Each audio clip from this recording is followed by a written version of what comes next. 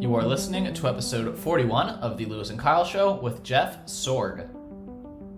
I think what this pandemic has done in many ways is show us that, there's a lot outside of our control. And I think it's been the universe teaching us a very valuable lesson in that regard. Hello and welcome to the Lewis and Kyle Show. If you're new to our podcast, we're excited to have you. Lewis and I are students at the University of Alabama, and we're on a journey to deconstruct success stories from interesting entrepreneurs, investors, and people making a big impact in their world. We're taking what we learn and applying those lessons in our own lives and sharing the best of what we learn with you, our audience. Today, we have Jeff Sorg on the podcast. I'll let Lewis intro him. Jeff Sorg is the CEO of Croce and Company, a family-run management company that owns many different hospitality businesses in and around Florida, as well as a collection of businesses under one roof in State College, Pennsylvania, which are actually managed by my cousin, Curtis Schulman, who we interviewed somewhere in the first 10 or 20 episodes about how he runs those 9 different businesses under one roof.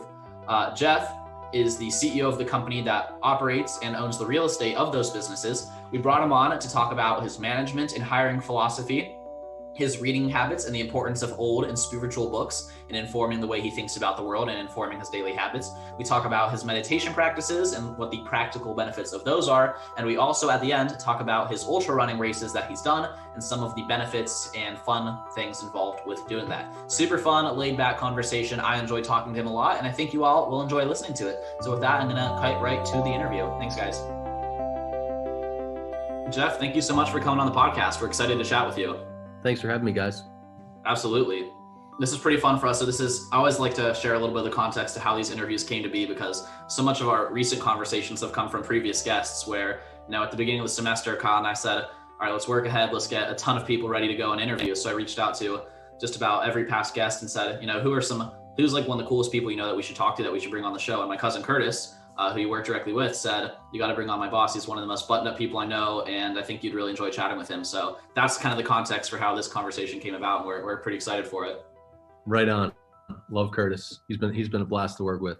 Yeah, absolutely. And Curtis works at just one of the properties that you guys work at Croce and Company. So can you give us a little bit of context about Croce and Company and what you guys have done, I guess, over the last 20 or 25 years? Sure, Kyle. Yes. Croce and Company was started by my father-in-law. That's Pat Croce, hence the name. Pat has had many lives in his business career. He started in sports physical therapy out of college and made a name for himself there and built a sports PT empire and eventually sold it to NovaCare. And went on to become a part owner and president of the Philadelphia 76ers. And then after that, after getting out of the Sixers, he got into restaurants and museums. He had a impressive pirate artifact collection that was he had started amassing when he started to make money, and it was piling up in his house in Villanova, and his wife Diane was eager to get it out of the house. So he's always looking for what's next entrepreneurially, or at least I should say he used to be when he was working actively.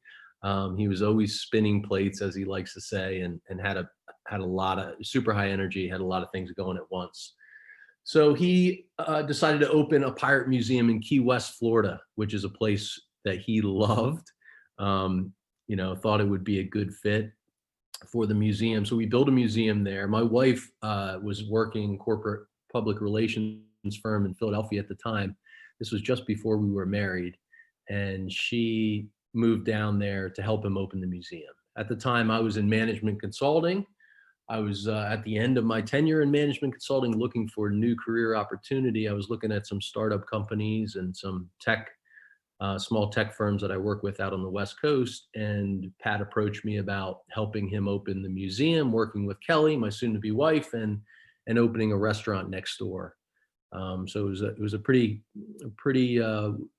considerable shift in sort of direction, but it actually turned out to be a really good move. So that led us to live in Key West for 6 years, my wife and I, and the Pirate Museum, which we subsequently moved up to St. Augustine, Florida. But we found a good niche in Key West with restaurants and bars. We had up to 5 restaurants and bars at one point in time. We currently have 3 in Key West, Florida. And we have 4 in St. Augustine, Florida, along with the Pirate Museum, aforementioned, and the Colonial Experience, which is an outdoor living history museum. And then we have the State College, Pennsylvania market, which you referred to earlier, which is where Curtis Schulman is our director of operations, and he oversees the hotel property and the 6 F&B brands that comprise that portfolio. So we sort of stumbled into hospitality, to be honest with you, and I fell in love with it. It's funny how you end up in certain places, but I really love the business. I love the idea of making guest day better. I love to build, create, and build experiences for people, and I enjoy the branding component to that, and also the team building component that is sort of crucial to our business. Great. That's a very helpful context for everyone listening, and a much better job than we could have done of kind of summarizing what the company does. So you're the CEO of this group, which owns and operates these different kind of diverse projects. What exactly is your day-to-day as CEO, and what are you in charge of and not in charge of? Well, it's a good question. I mean, so everything ultimately rolls up to me in terms of accountability. My day-to-day varies quite dramatically. I live in Villanova, Pennsylvania. So I live outside of Philadelphia, but our properties, as I just mentioned, are split between Florida and State College. So State College is 3.5 hours from my house here in Villanova. So, I try to strike a work-life balance where I can be home, and that involves me working from home here in my office. And based on, my travel schedule is usually based on different projects that we have going on. So we bought the State College portfolio and group the beginning of the year, actually late last year, bought that. And I've been up there outside of basically being home for 3 months during the quarantine. I've been up there every week. So it's been quite a bit of travel, just because that's what that's where the project and the focus needed to be right now. So my day-to-day varies a lot. It's usually checking in with my team. Ultimately, managing such a remote team means that my job is less day-to-day restaurant management. It's more building, recruiting, and creating an inspired team. So it's supporting my team and building an engaged group that manages our businesses on our behalf. So you're talking a lot about team building, and it seems to be that's kind of what you're passionate about. What does that mean to you, to build an inspired team, and how does that how do you work on that from day to day? Yeah, I don't know how to work on it from day to day. Let's see. I mean, I guess it starts by compiling the right team. First and foremost, it's putting the right people in places to be successful. So we have a recruiting and a hiring philosophy that we've developed over the years and borrowed from other thinkers and smart business minds that we study. And I think it's led us to success in hiring what we call 51 percenters, or people who are emotionally intelligent, wherein we put emphasis on the empathy or emotional intelligence of the candidates we hire over the technical skills, meaning the craft, the knowledge and experience of the craft. So I think building the right team first and foremost, Kyle, is the most important aspect. And then it's fostering, it's building a relationship, right? And fostering that trust. And I think that comes through the work we do in projects and how we listen to our teams and collaborate with the groups. We have a belief that strong opinions held loosely. I mean, we are really collaborative in how we work. We always want to develop something that's inspired, and we give our teams a lot of opportunity to get involved in a lot of different aspects of projects from start to finish. And I think people really respond to that. High potential employees and really love the responsibility and when you give them job functions that might not be within their their specific job description, let's say. I like that a lot, and I think that's really important, to give people autonomy. It's kind of like people tend to rise to the expectations that you set for them. But I have a question about what exactly you look for when hiring based on EQ and emotional intelligence. like in a job interview or a resume, how do you tell before hiring someone if they do or don't have that personality trait? Yeah, it's something that I think you try to get a feel for asking them questions about different things, right? And sort of try to ask them non-traditional interview questions. Instead of asking them what do they want to be doing in 5 years, I like to ask them, what do you not want to be doing in 5 years?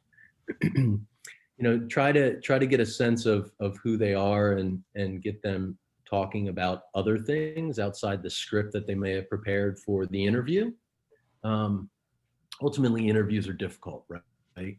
Even with our interview guides that we put together, I feel like it can be difficult to really parse out, the character of a candidate. So a lot of it is feel, and I know that's fraught with a lot of inconsistency and there's a lot of weakness in that process. We try to overcome that by having multiple people interview candidates, especially for key positions. So we sort of build a multiple perspectives, and then we come together and discuss that, and hopefully that helps us make a more informed decision. I really like that, the way you think about asking questions and interviewing. I mean, on this podcast, we have some guests, that have done so many podcasts where our main priority and goal is let's not let them get into scripted territory. Like, let's only try to ask questions that keep them off the polished answers. Because from having done, 30 to 40 of these, we can tell like when someone's executing like an automatic response to something they've heard so many times it's practiced to, I'm actually gonna have to think about that, because that's a lot more revealing of the way they think and, more authentic. Sure. Kyle, you look like you had a question though, or something to say there. I was going to ask, so once you get this emotionally intelligent person into your company, how do you then go about onboarding them into the craft and into the technical side of the business? What is you guys' approach for that? It varies by position.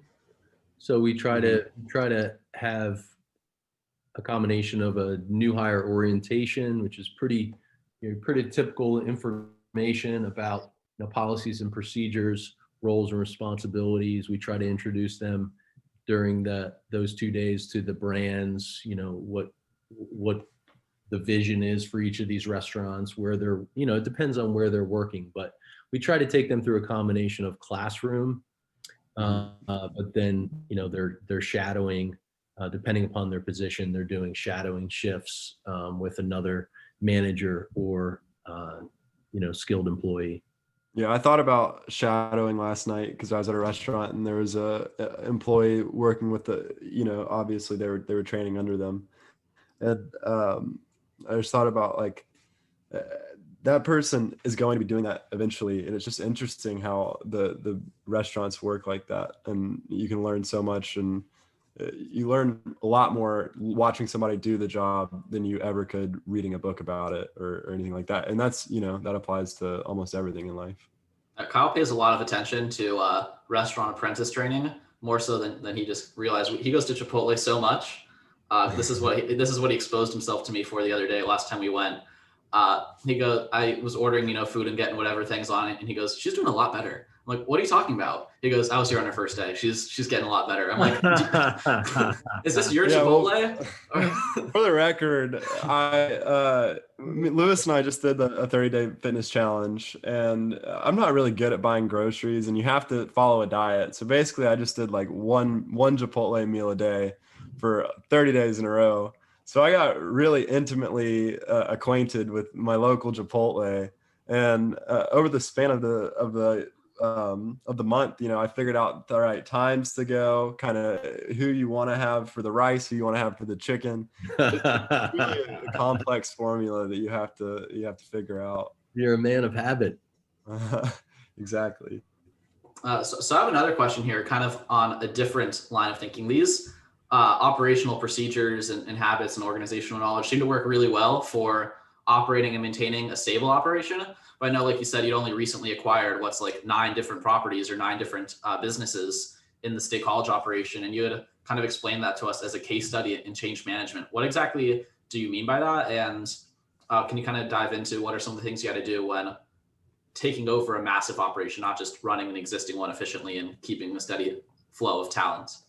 Yeah, I think we did assessment during the due diligence period for that project. So we had some ideas, right? Of did some SWOT analysis and put together some ideas that formed a roadmap. We created a roadmap of what we thought the priorities were for the property, and then we set out to communicate, right? Sort of test, evaluate those strategies through a combination of on-site witness and taking a look at the operation, seeing how things work firsthand, engaging with guests, but also talking to the staff. So in State College, we have a lot of employees that have been there 10, 20, some 30 plus years. So it was talking to those people through a combination of meetings and one-on-ones. We also use some survey tools as well to get some feedback on, what they thought about the operation. What were they excited about? What were they not excited about? What did they think were the pain points of the operation and the opportunities? So yeah, we had sort of a roadmap, and it's about executing against that plan. And for us, it's about collaborating and building a team that's excited about the vision that we have. And I think that's the key measure for us in change management is working with the team, collaborating with the team in State College to work towards towards that vision. And it's always tricky because it's always a combination of exciting forward thinking stuff, but then we're also challenging them to show up in new ways because we have, financial management practices that they may not have had, right? They didn't have a budget in the past, and now we're asking them to budget, and we're holding them accountable to a budget on a monthly basis and things like that, which in time they come to appreciate, right? The high potentials, the great employees, they come to appreciate it. It's an important skill to learn. And so I think that's sort of summarizes the path we've been going down in State College. Of course, COVID threw a wrench in all the plans, right? The old Jewish proverb, man plans and God laughs. We've been tossing that around quite a bit as of late. Yeah. I wanted to get into that because obviously being in the hospitality business, immediately right now people are going to think, oh, I guess, I wonder how COVID's been affecting them. So how has it affected you and your business?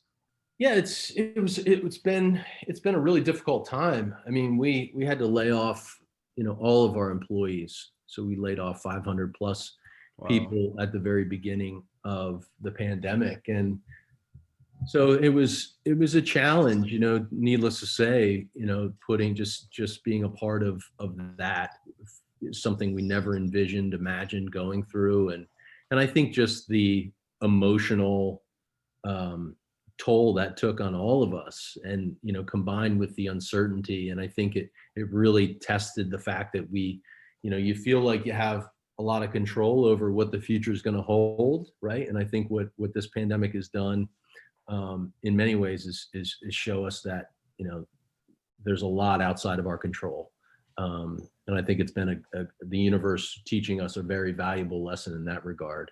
But yeah, we've had to go through a lot of rethinking of how to operate, and managing cash, and of course getting assistance through the PPP program that was approved through Congress was crucial for us. And then basically evaluate each brand and figure out each store and figure out what the future holds and what the right move is. And that was specific to each store. We decided to close one store. We then had the opportunity to sell another store, which worked out well for ourselves and for the buyer. So I feel like at the end of the day, we got stronger through this. At least that's my initial take. Although I caveat that with the reality is we don't have full teams back to either. So we've been hiring in waves as employees have been comfortable and wanting to come back to work, but also as business levels as we see the business levels improve to the point where we need the staffing. So we've tried to be smart with bringing the staff back, so that we can minimize the cash burn. Absolutely. And I want to ask a little bit about some of the ways in which you are coming back stronger. What are some of the more creative, like innovative strategies or ideas you've had to apply or create or change to rework things to really have any reason to say you're coming out stronger? What are some of those creative changes you've made? I think like all restaurants, we reviewed all the CDC guidelines and all that jazz. Went through all the Restaurant Lodging Association guidelines, did a lot of reading on that, came up with our own playbook of best practices for our company, and then reviewed that with our managers, and then came up with a plan for each store. Every store was a little bit different, but we made the decision early on that we wanted to be best in class in terms of how we operated. We felt it was super important to safeguard first and foremost our employees, because we believe in taking care of employees first and then the guests second. So we felt like that was an important position for us. And I think that's sort of been the stance we've taken and what we've been managing to through this entire pandemic. I mean, even now as Florida opens up fully, we're still maintaining social distancing within our restaurants in Florida. We're still maintaining a mask requirement. In St. Augustine, we're still temp checking every guest at the door. So these are standards that are not in place via local ordinance or state ordinance at this point, but we feel like it's the right thing to do for our employees, right? Because we went through this strange time for a lot of our teams. A lot of people get into hospitality because it's an exciting, amazing place to work. If you guys have worked in restaurants at all, you study them by being inside of them. It's a fun, high energy place to work. Now you're flipping the script now coming out of COVID, and it's a really high stress, high intensity place to work, right? And obviously on top of that, the mask issue being politicized as it is, you got customers irate when, not wanting to follow requirements. So it's been a stressful time for a lot of our teams. And I think that they've had found comfort in the fact that we've taken this stance, like we're going to do the right thing to protect our employees and to protect our guests first and foremost. And I think in the long run, that's going to pay off. I think that trade-off of maybe some short-term cash, we're not squeezing the seats in when we potentially could in Florida. I think we're gaining long-term loyal customers. And I think the communities we operate in are thankful that we're operating in that way, because I think it's the right thing to do for the communities. One thing I found that kind of summarizes that is more often than not, people just care more about clarity and consistency than they do about the actual content. So if you are consistent about the standards you're setting, like in this restaurant, we care about this because of our employees, and then you actually are consistent and enforce it, the same way for everyone, they care more about that than what your actual policy is. Yeah, that's a good point. That's a good point, Lewis. I mean, look at this pandemic, and there'll be lots to be written, and obviously there is a lot written already about it. But from a leadership perspective, you look at how it could have been handled better, and regardless of political alignment, for me, what we lacked was just a clear plan. And obviously there's uncertainty, and that plan is not accurate, right? You can argue the merits of the plan, but at the end of the day, I think what people were looking for was, tell me the top 5 things we can do. Give us a couple of dates in the sand that we're working towards, and give us some goals. And I think in the absence of that clear and consistent communication from leadership, people create the message for you, which is what happened in the with the void of that leadership information. I think all the states and municipalities, were free to operate and try to figure it out on their own. Yeah, it's hard for anybody back then to have known what to do too, though, I think, and it would have helped everybody a lot to know exactly what we needed to do. But I think that it says a lot about your company and you guys' morals to think and to put your customers first over the short-term cash, because most people just wouldn't. But so I'm really interested in real estate, and I kind of want to dive into that side of it from kind of a macro view. I think eventually hospitality, retail, and restaurants will come back to 100%. I don't know how long that'll take, but it just seems like over time it'll come back. But I'm curious to hear kind of what you see being different in the future for hospitality, like some of the more permanent changes that'll stick through the next 10 years. Yeah, so I think COVID has accelerated pre-existing trends. So in restaurants, you had a pre-existing trend where takeout was growing considerably year over year. It's accelerated now. So that's here to stay. In the retail space, brick and mortars obviously were on the decline. Online business sales are on the incline. That's been accelerated. That's here to stay, right? Those trends that were pre-existing have just been accelerated, and I think more now entrenched. So yeah, I think we do believe in the future of hospitality, and I think in-person experiences will still and always have a place in our world. But I do think it's important that we study and acknowledge some of these trends, and we're hyper aware of them as we chart our path forward for each of our stores. Yeah, absolutely. And I was looking today at some statistics about online commerce, and it's really insane to me that still, even through the pandemic, only 16% of total sales in the US is online. And I just, what will that look like in 20 years? Like, it'll be higher for sure. But I agree. I think, the in-person feel, the ambiance is going to be kind of what people are looking for in the future. But I'm also curious to hear your take on cloud kitchens, because that's something that I've been hearing and seeing a lot about here recently, is this idea of, being able to build out a restaurant concept really quickly and then only doing online like app delivery. Are you familiar with that concept? Yeah, no, I am. We were talking about ghost kitchens the other day, a friend of mine in the industry and I.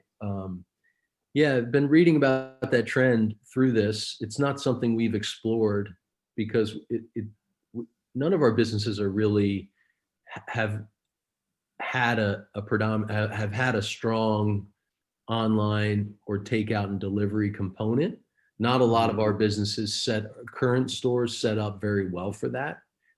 So although we have moved and increased our business in those channels, it's not a core part of our business because a lot of our restaurants are seafood based, different types of cuisine that don't set up well. So the last thing, I didn't feel like it was the right decision to put all our eggs in trying to make a restaurant concept that wasn't set up towards that. Take it down that path just because that was the trend. It didn't seem like the right move for me. So we have not gotten into ghost kitchens, but it's definitely a fascinating trend that, again, I'm sure it's going to be here to stay, as commercial real estate prices have gone up so dramatically. The ability to get inexpensive space anywhere, stand up a kitchen, right? If your core competency is the cooking, the execution, and the technology to support that online and takeout, right, together with a strong branding team, I mean, that's a fabulous business model for those that that set up well for that formula. Yeah, that one thing that really makes me think of, I mean, besides just the whole first 20 minutes or so of this conversation where you explained your skill set in hiring people and building a customer experience and the in-person elements being your core competency. We did a recent episode with this author named Eric Jorgensen about this book about Naval Ravikant. This is getting convoluted, the amount of connections necessary to explain this concept. But dude, I love it. I just finished the book. It's fantastic. The Almanac of Naval? Yeah, I love Naval. Okay. He's one of my favorite follows. Yeah, we had Eric on the show. That was our episode 2 weeks ago. No way. I got to listen to that. Yeah, that's crazy that you read the book. That's score 1 for the home team. Dude, it's fantastic. I love Naval, and I've been consuming anything I can get my hands on with him, which is typically and mostly been in podcast format, both his and when he's a guest on others for years. And when I saw that book come across, I don't know how it was where I saw it posted or on Twitter, but yeah, I bought it immediately and quickly sped through. Devoured it. Yeah. Oh my gosh. I loved it. I love his principles. I've been reflecting on those and journaling a lot over the weekend, actually. We had a big project that we just finished, and now sort of the time where I like to take time and collect myself and, and think about priorities and next steps and sort of build my foundation. And yeah, that book just found me at the right time too. I can't wait to hear that conversation. So you guys both read the book as well? I did not read it. I haven't read it. Lewis has a tendency to read books in like 4 hours, and it takes me a lot more time. But it was a really cool conversation with Eric, and I'm excited to tell him that we had you on and you had read it. And he's a really good guy, and it's obvious that he had, he took 1,000,000 words and distilled it to a couple 100-page book, and obvious that a lot of the wisdom that he was distilling went through him, and he internalized a lot of it because the conversation was really fantastic. Yeah, kudos to him for doing that. And I heard Naval as I was finishing up the book. Tim Ferriss dropped an episode, podcast episode last Thursday with Naval on again. He's been on 2 or 3 times, and Naval did mention the book, which I thought was cool. And obviously, the idea that he's put it up there for free and is not taking proceeds. It's pretty cool, and it reads like you're reading Naval's journal, right? Obviously, it's a little more synthesized than if it were his true journal, but I love the way it reads like that. It's fun. No, I thought you did a great job with the pacing, and I think it's kind of funny you brought that up about Naval being on Tim Ferriss. I've gotten like deep into all the, I don't know what you call it, the controversy around it or whatever. I guess they talked about how Naval was Tim Ferriss's best podcast of 2016, except he released one with Jamie Foxx like the day after, and so it was the second best, and Naval was all upset about that. And then here we are again, like on all the email lists for Tim, and it's 2 days later, he's like Matthew McConaughey, and I'm like, really, you're gonna just drop another A-lister right after Naval, and just totally kill his buzz both times? I thought that was hilarious. Yeah, I saw that. I got the email about Matthew McConaughey this morning as well. I don't know if I'll check that out. I'm not going to listen to it, but I think the overall appeal still might be larger. Yeah, I agree with you. I agree with you. That makes sense. A funny practical joke that Tim's playing on Naval. There's got to be some sort of like Silicon Valley power move. But the long story short, the reason I brought all of this up. Oh, go for it, Kyle. Oh, I got to at least have made the point I was trying to make for the long sidebar. Finish. I thought you were done. My bad. I don't know. It was, otherwise that would have just been a very long, but interesting. We could talk on that book. We could talk about that on the book all for the next hour. For real. But I was just saying that, the concept for the book is specific knowledge, where the specific knowledge that you and your company and your team and your practices really are built around is people and emotional intelligence and that ambiance element, and not the let's just be like creative, like marketers and food and just kind of have like a quick process. So it doesn't make sense based on the specific knowledge and the skill sets and technical abilities you've developed over time. But I know Kyle had another question queued up. So we're wrapping a bow on the Naval comments for now. Right. Yeah, well, I agree with that, Lewis. I just think that the really fast iteration cycles is what's going to make that business successful, because people will be able to know what's working and change it without much friction. But I just wanted to ask one more question about real estate, and that would be, what do you think like the most important metric for looking at a restaurant deal would be, where you're trying to buy the building that a restaurant occupies? What if you could only look at one metric before making a decision? Yeah, one metric is really hard. We take a look, right? we take a look at deals. Take a look at deals, and we've sort of simplified it to a framework of team, concept, location, and deal. The deal itself. So, the deal itself, the real estate falls under the deal and the location for sure. We view real estate in our business as a great thing to have, because it offsets the risk of a restaurant project, right? Owning the real estate for the long term, assuming you can buy it right? Because as Warren Buffett says, it's not what you buy, it's what you pay. So, I think keeping that principle in mind, if you can find the right location and can get the dirt, at a fair price, then, it's a great way to start a new business, any business for that matter. So those are our few thoughts. That's kind of how I think about real estate as it pertains to our business. Mm-hmm. Yeah, I had instantly regretted saying wrapping a bow on the Naval right when I said it, because I knew somehow I'd be able to connect back to it. So we're just going to untie that.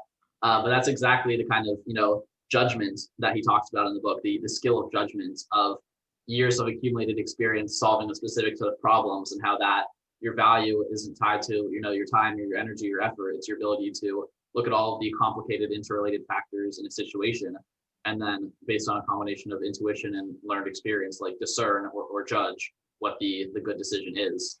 And I like that framework a lot. It kind of is very it demonstrates very well kind of the judgments you've accumulated in the deal sourcing and thinking about process. But I do want to transition now to, believe it or not, reading and personal development ideas. That's why I titled it in the outline, nice. Because you also seem to share a lot of the interests of a lot of the general themes of the show, just personal development, self-improvement, kind of setting challenges for yourself.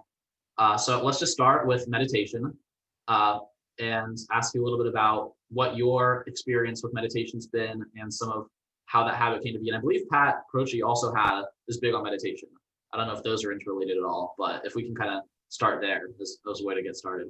Sure. Yeah. My father-in-law got really big into meditation right around the time he was ready to retire. It worked out really well for him. The universe just conspired perfectly to put the right book in front of him in Key West one day and led him down the path that he's still on, which is. Do you mind sharing the book? If you know what it is. I forget what book it was. I wish I knew. He's told me several times, but he subsequently consumed all the books, all of the books on spirituality that you can consume. He's consumed. So I've had the good fortune of being introduced to some great books from him along those lines. Some of which, some of my favorites are The Power of Now by Eckhart Tolle, and the Untethered Soul by Michael A. Singer is another favorite. So yeah, it's led me into that space, which I love, because it feels like it's in many ways it's the ultimate sort of puzzle, right? And Naval talks about this, and Eric summarizes it well in the book. It's about knowing yourself, right, is the most important thing you can be doing. And success is, I think the quote is something like, success is internal. All real success is internal. So it's definitely led me down that path, which has been awesome. Meditation is one tool, part of a toolkit, right, in that pursuit of mindfulness, and for people personally. So for me, it's been meditations. I've had fits and starts and stops. It's not something I've been amazingly consistent with. I like to use Sam Harris's Waking Up app. I've found a lot of success with that. I love the way Sam has that app set up, and myself and several friends have had a good experience with that. So guided meditation is what I typically use. And I think more so than meditation, it's for me, it's the morning spending time reflecting, personal reflection and reading. One of the things I've shifted, I try to spend my morning time reading some type of philosophy or spiritual book, journaling and collaboration, because I feel like it's the time of day that works for me to do that, and it helps me set up my personal foundation to be successful, and then all the challenges and work that's ahead of me for the day. What are some of those timeless works you will use in the morning? I believe you said in our last chat you're big on Meditations by Marcus Aurelius, or I know that one. Are there any others? Yeah, I'm currently reading Awareness by Anthony DeMello. Really, really enjoying that. Ram Dass, I like a lot of Ram Dass's books. Polishing the Mirror is one of my favorites by him. I Am That by Maharaji is a great read. As well as the Tao Te Ching. I'm sure you guys are familiar with the Tao Te Ching. I was going to say the other three besides the Tao I've not heard of, so I appreciate, always like hearing new things on the show. Yeah, I'm trying to think what other. Definitely, The Untethered Soul for me was probably the most And who's profound. that one again? The Untethered Soul is by Michael A. Singer. Okay. And then The Power of Now by Eckhart Tolle. 10% Happier was great. Okay. By Daniel Harris, is it? Dan Harris, yeah. He's Dan Harris. That's a great intro book. If people are looking for an intro to sort of the field of spirituality or meditation, it's non-secular, non-religious in any way. It's a funny, good introductory starter kit to, one man's personal path towards investigating, meditation and mindfulness. So It's one all question I good. want to bring up to kind of bring it all together, because I agree with you and I get a lot of benefits from it as well and find it really, just intrinsically rewarding, like in the moment. It is a beneficial use of time and you enjoy the time you're spending doing these things. But what are some of the practical benefits of doing this, like that extends beyond the actual period of doing it for you? Of doing what specifically? I say this combination of reading, spirituality, like do you think it helps you make better decisions? Does it help you better manage temperament throughout the day? Like what are some of the improvements in other areas of your life that you attribute to these habits?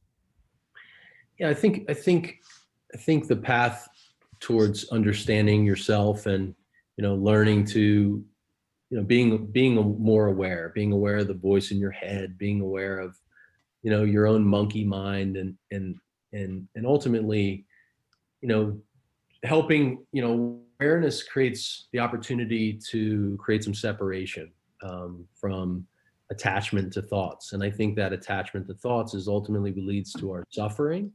And I think, every step we can take and every step I've been able to make in better understanding my own, my own self and, self with a capital S and, my ability to not attach to, the thoughts that come and go. And, the more I can let them flow is the more I can alleviate my own suffering. And that means I can be better in every other aspect of my life. Right. So that means it's kind of that the adage that I think Naval said about putting on your oxygen mask before helping others, right? And I love that quote because it's the same principle. I think we spend time understanding how our mind works, we can be more successful, more effective, and find more peace and joy in everything we do, whatever that might be, whether that's personal or professional. Speaking of, go ahead, Kyle. Yeah, sorry. The breaking up is difficult. This Wi-Fi is messing with me. But I wanted to make a point about being present. The opposite of being present for me is pretty much reading the news. And I know we talked briefly about you're on a low information diet, which is a concept that I was introduced to by Tim Ferriss sort of a long time ago. But how has not consuming a lot of news and being on a low information diet affected your ability to be present in your life, or just generally how your days go? Can you quickly describe what that means to you, a low information diet, for people who aren't already familiar with it, just for some help? Yeah, I made the decision a few years back, and yeah, I think it served me quite well. I mean, it means I'm a little less informed of some of the headlines and things happening, current events, if you will. So, I have those moments of where people are shocked that I don't know something that just happened potentially.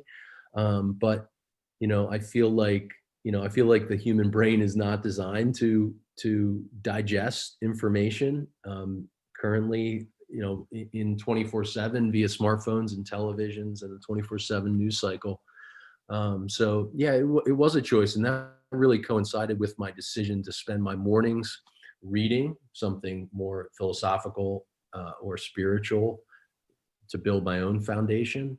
So it felt like a real 180 shift from reading, kind of sort of anxiety producing headlines about stuff that I had no control over, to reading about things that could really improve my well-being, which would in turn lead me to be, better and more effective and positive in everything I touch.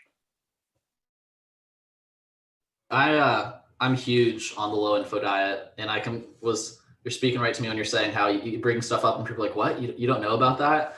I was in the car this weekend, and the group of friends I was hanging out with were playing the Fleetwood Mac song that's resurfacing because of apparently some viral video about cranberry juice. I was just like, oh, this is a great song, like good taste. And they're like, oh, it's like just because it's the meme. And I'm like, what are y'all talking about? I just thought they were just trying to play some music. And then I realized that I saw like in another group chat I'm in, this group was making jokes about cranberry juice.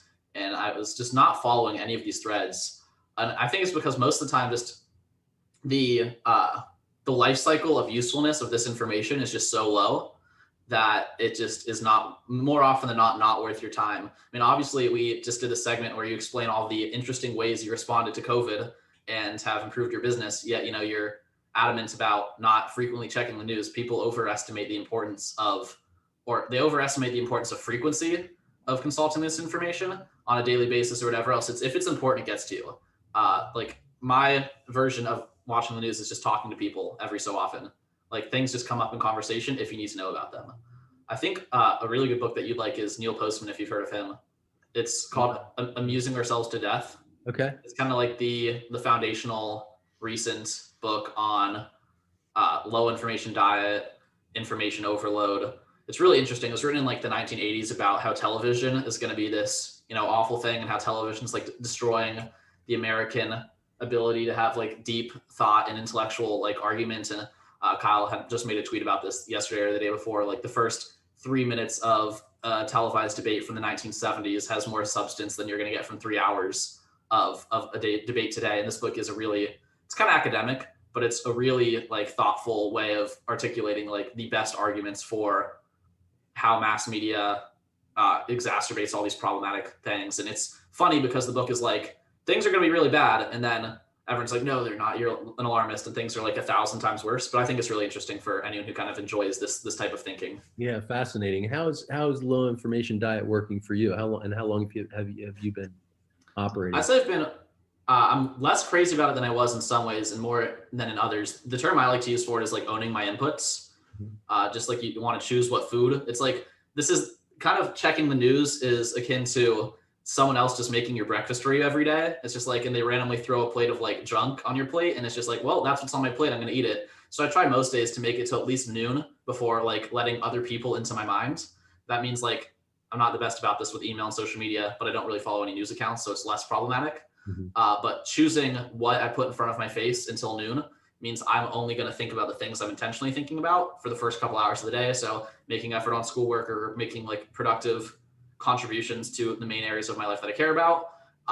And I find it really, really helpful. And again, it's the highest consequences are missing out on trends, not missing out on trends, missing out on fads, like not knowing what people are talking about with memes or small news stories. But the argument I always make is that, the news should only be, if it's the 24-hour news cycle, like you said, the way that's designed is just the wrong incentives for efficiently communicating information, because they are going to talk for 24 hours a day, whether or not there's anything worth talking about. Whereas reading, the end of the month summary of like, okay, now that a month has passed, these are the stories we still need to care about. So all of the like major political things of the past 5 years, I've just really not known about or completely ignored, because until the jury's out and we know what's going on, like I'm not going to care. So like COVID, everyone was talking about it, in December, and I completely ignored it. And then Kyle and I were ahead of the curve in February because I follow Nassim Taleb on Twitter. And it's like, I'm going to trust what he says because he's a really smart guy. And when he says it's a problem, that's when it's a problem. Sure. And so we still were ahead of the curve on knowing what's going on, even though I don't really subscribe to any news sources whatsoever.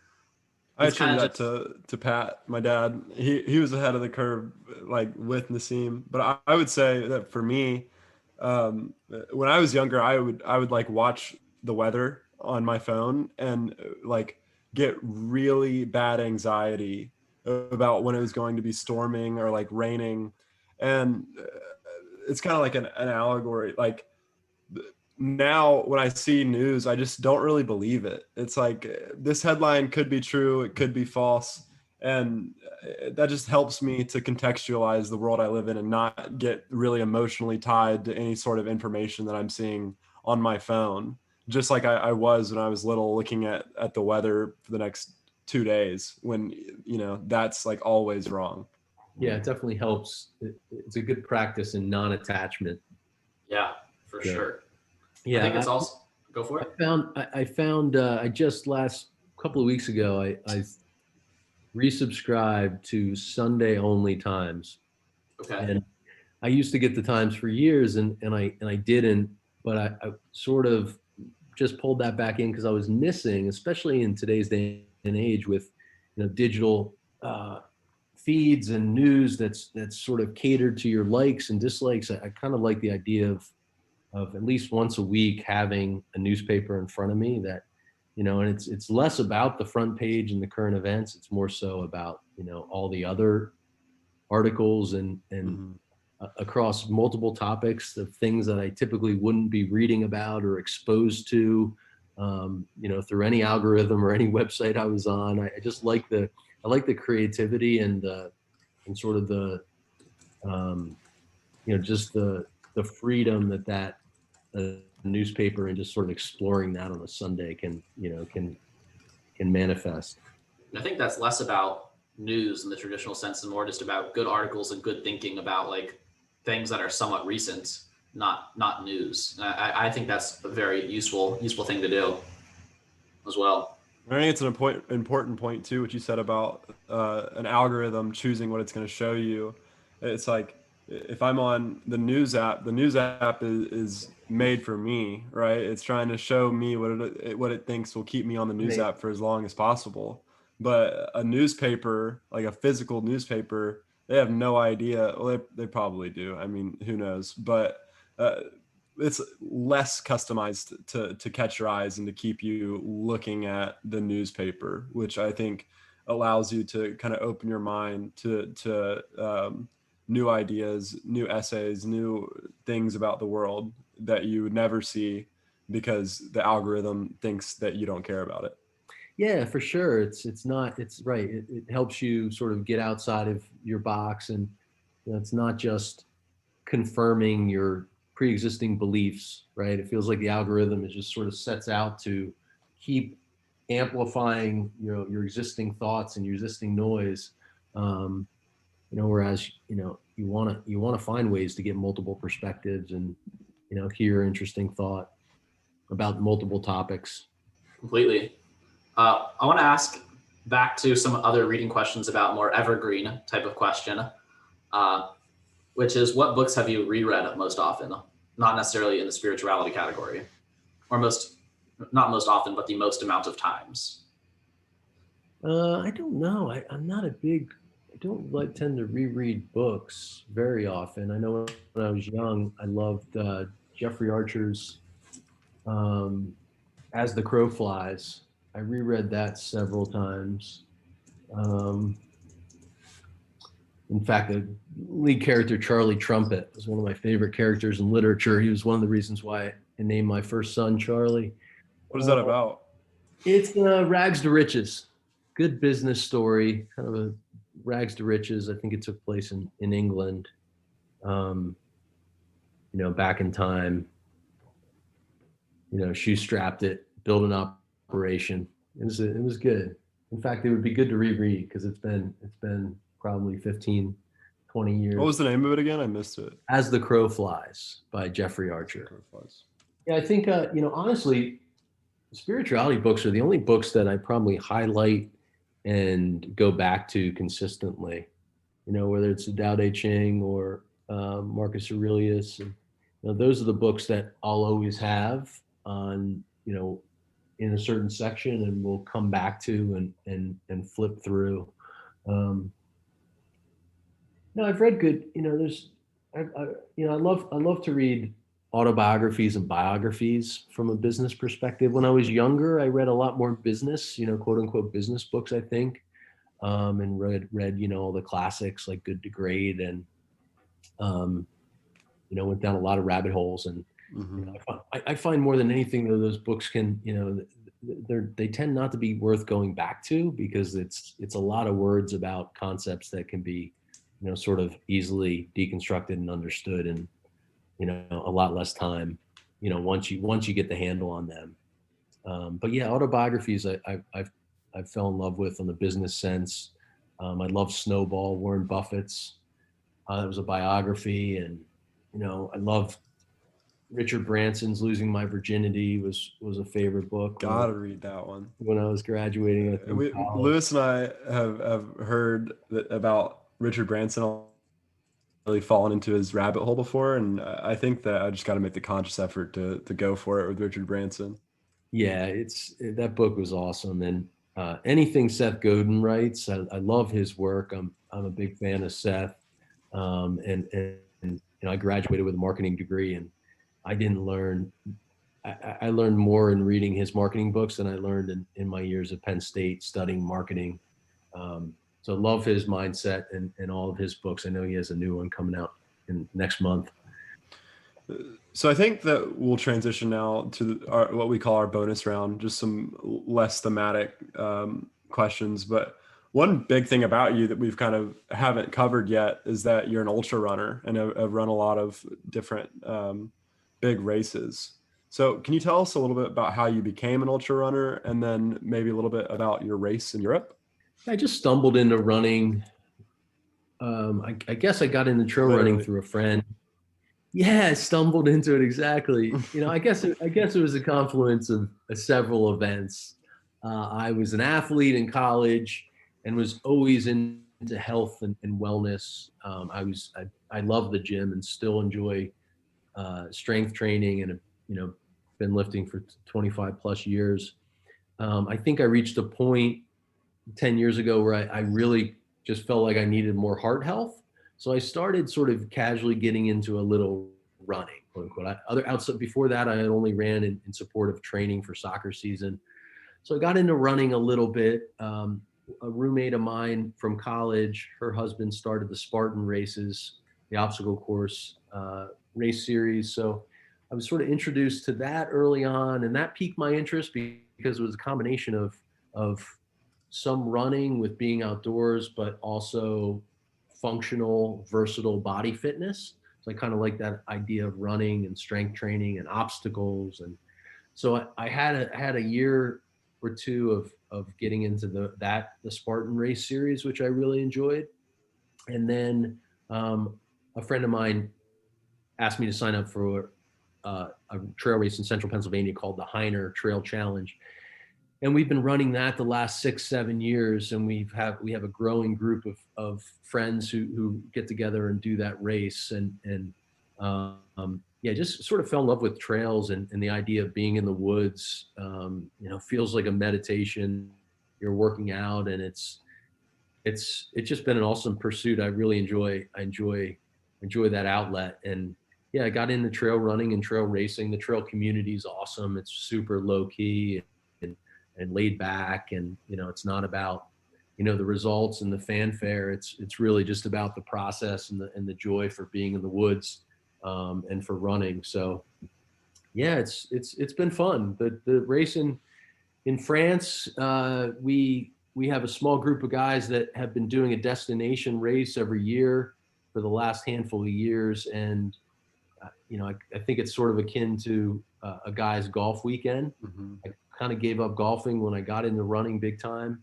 And it's been fun. So we've been looking for a destination trip every year. And, this race in Chamonix, France is kind of like the Boston Marathon of trail racing. It's the pinnacle race in Chamonix, France, which is Chamonix is this quaint, awesome little village at the base of the French Alps, and butts up against Italy and Switzerland, and has a variety of different races. So we ran the OCC, it's called. It starts in Switzerland and ends in France, and it had over, I think, 10,000 feet of elevation gain, and just a gnarly course. And what a great way, and painful and excruciating way to be introduced to European mountains. Nothing like the U.S. mountain ranges, but super technical, and it was just a really, really beautiful, amazing experience all around.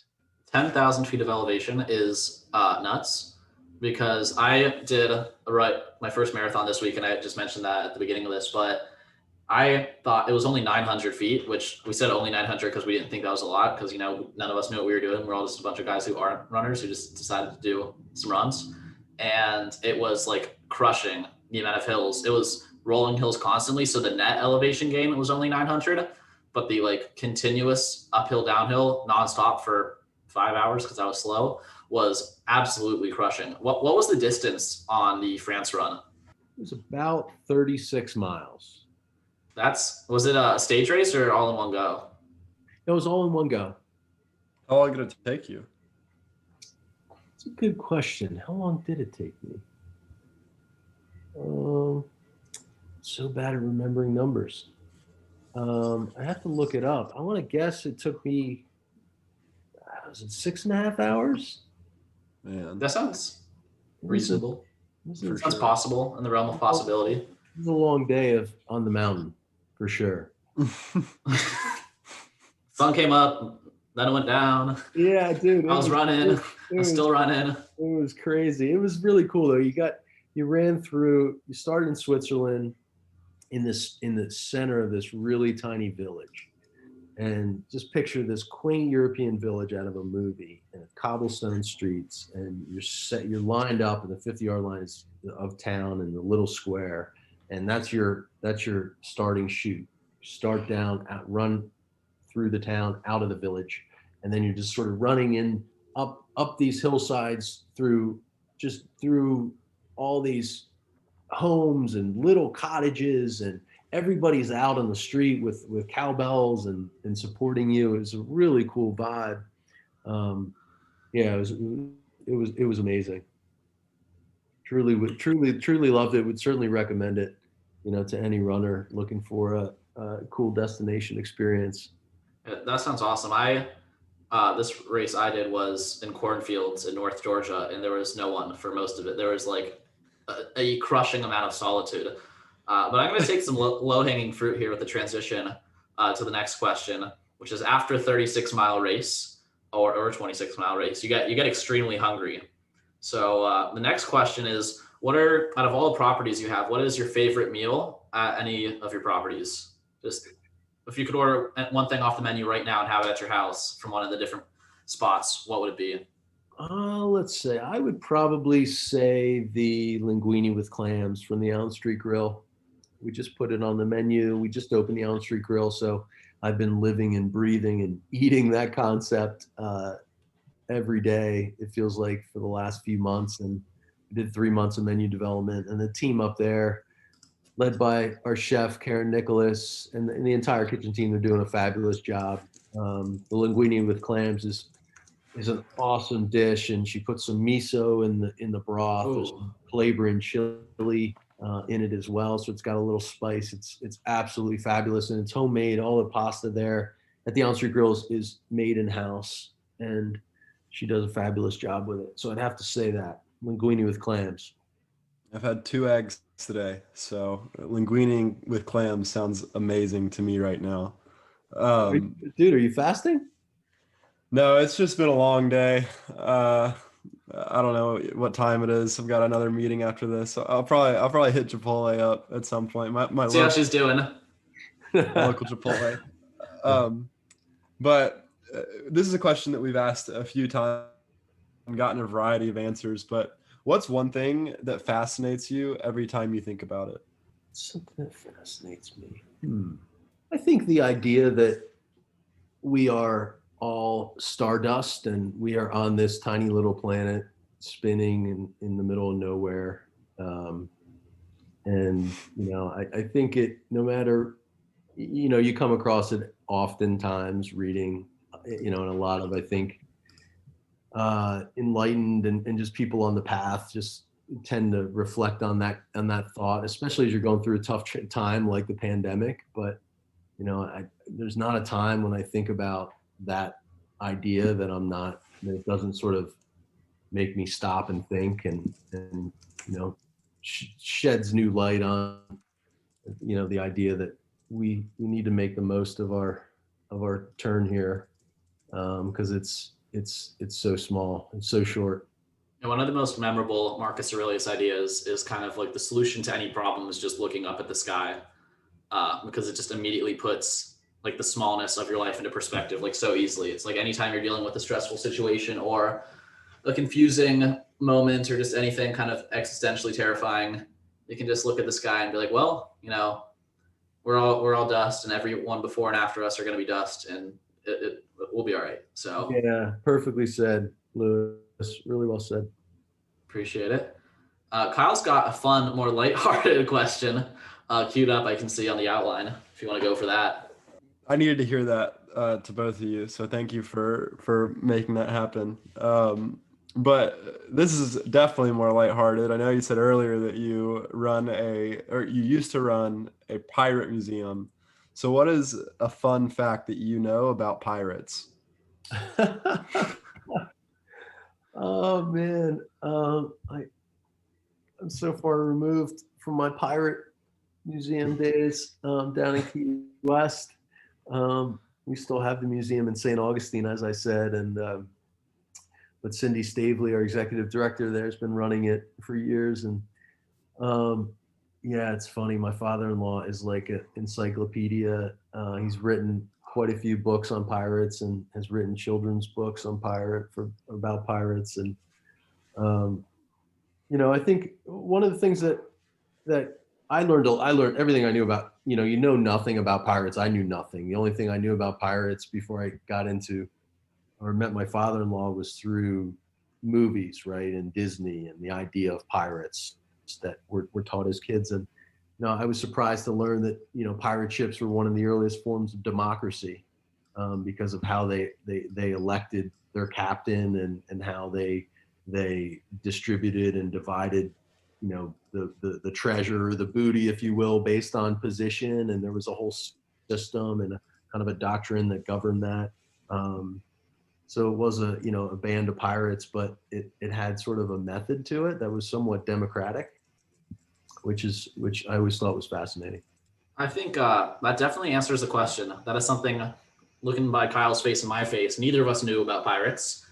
So I'm going to judge that as a more than sufficient answer to the fun fact about pirate question. I always have fun with the things that really have nothing to do with the core concepts in the interview. I'm like, because I'm still editing them at this point in time, and I pick the soundbite that I make like the teaser at the beginning of the episode. And just like was listening, I was like, I should make that the little soundbite. Pirates were I'm like hearing it come together in the audio editing. I'm like, pirates are one of the first forms of democracy, and people are gonna like be listening and being like, where does this come up? Like, how do you run restaurants? Yeah. And you got to be careful with pirates because you don't want to celebrate them too much because they did some vicious things, and there's still modern day pirates that do some crazy shit out there. So it's you don't want to celebrate them too much, but there was definitely some interesting facts about their life and existence. I mean, you could say the same about modern day democracies. They do some crazy stuff too.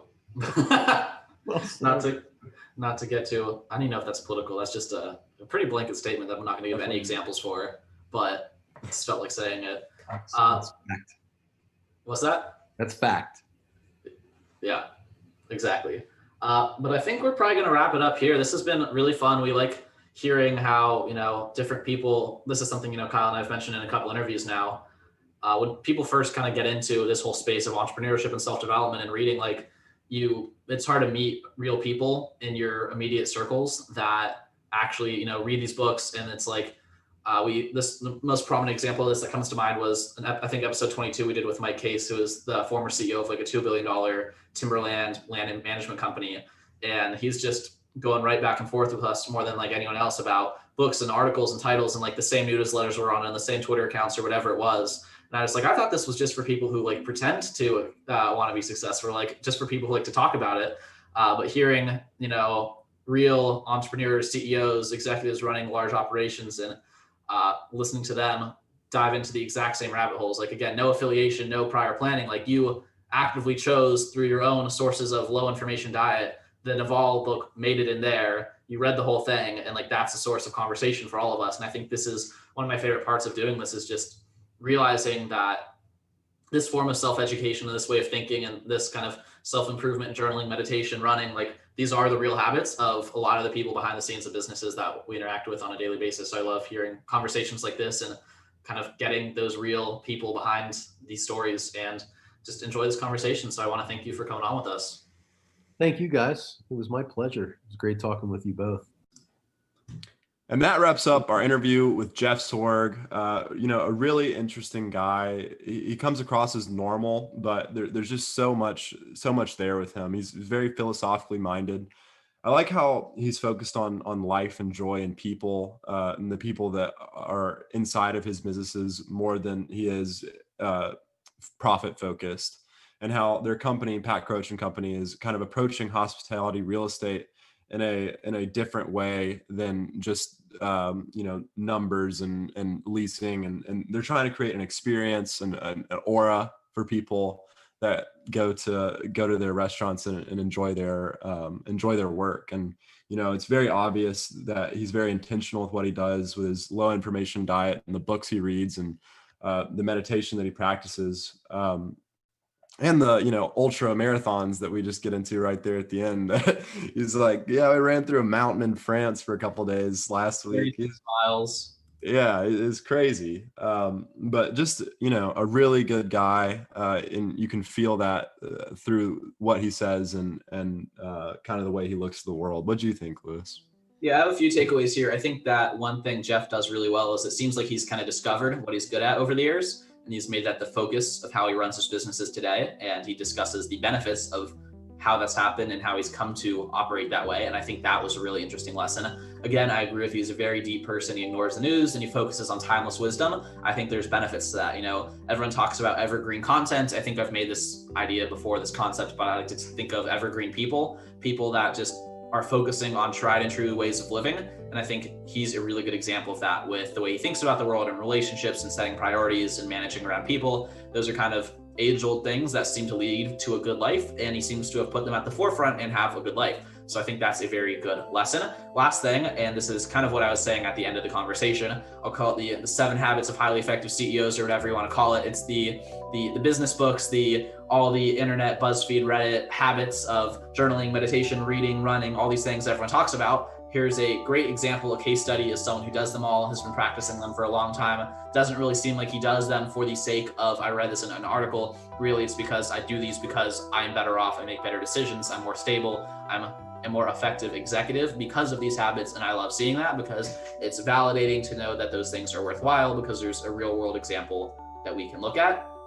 He's busy doing the real job. So, you don't hear people like Jeff on the internet making videos, making YouTube videos, writing articles about all this stuff because he's busy doing the job, but he's out there finding real importance in doing all of these things. And I find that worth our time and worth your time to learn about. That's all I have for this interview, episode number 41 with Jeff Sorg. I appreciate you all being here and listening this far. If you're a fan of the Lewis and Kyle Show and want to help us out, become a bigger, better podcast, do all those amazing things, please leave us a 5-star rating or review on Apple iTunes. That is the #1 most important, most high impact way you can help the show grow. By doing that, we're able to land more awesome guests like Jeff and other amazing contributors we've had over the past couple of weeks. That is my call to action for you all this week. Thank you so much for listening. Check out an old book, give it a try. Discard your new book that came out last week, unless it's the Almanac of Naval Ravikant. Only exception, only allowable book. Otherwise, stick to the classics.